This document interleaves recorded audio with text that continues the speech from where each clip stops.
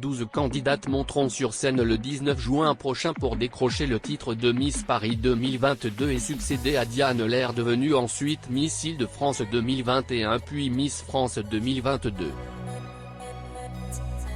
Parmi les prétendantes à cette couronne parisienne figure une jeune femme qui va révolutionner le concours et Miss France en général.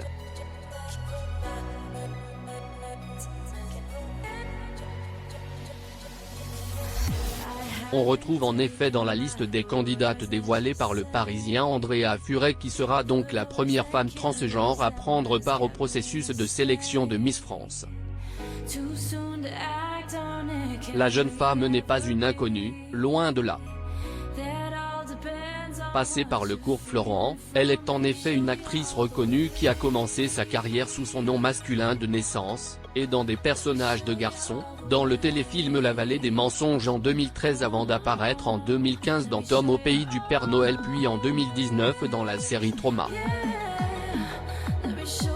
En 2019, après avoir fait son coming out à sa famille et ses amis, elle prend le nom d'Andrea et continue sa carrière sur le petit écran.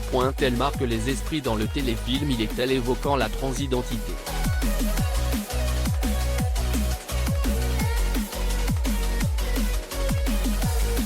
Un rôle qui lui a permis de remporter le prix d'interprétation féminine au Festival des créations télévisuelles de Luchon 2021.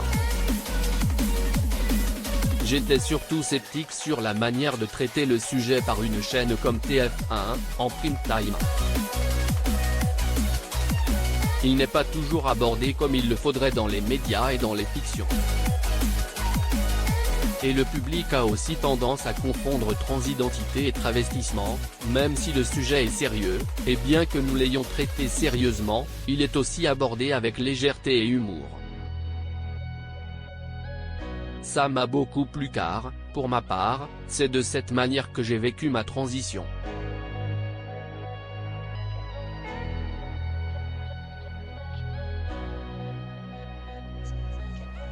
Mon entourage et mes amis ont réagi de manière très positive quand j'ai fait mon annonce. Tout n'est pas rose, mais pas complètement noir non plus, confiait en 2021, à Télé 7 jours, la comédienne qui est au casting de la saison 2 de La Faute à Rousseau lancée hier soir sur France 2. C'est fin 2021 que le débat sur la participation des personnes transgenres à Miss France est revenu sur le devant de la scène. Et ce suite aux déclarations d'Elisabeth Moreno, la ministre déléguée à l'égalité femmes-hommes, qui jugeait envisageable d'ouvrir le concours aux femmes transgenres. Pour moi, ce n'est pas un débat. Parce que quand on s'inscrit à Miss France, on remplit un règlement, et que nous ne sommes pas là pour faire des enquêtes sur la vie de ces jeunes femmes. Je ne l'ai jamais fait et je ne le ferai pas. Il y a plein de concours de Miss, pour les jeunes femmes un peu plus petites, pour les garçons, pour les personnes transgenres. Je ne veux pas que l'on soit le seul concours de Miss, il y en a pour tout le monde, a réagi Sylvie Tellier dans la foulée sur Europe 1. Ce qu'on a toujours dit, si vous lisez bien le règlement, c'est qu'on demande que l'identité civile soit féminin.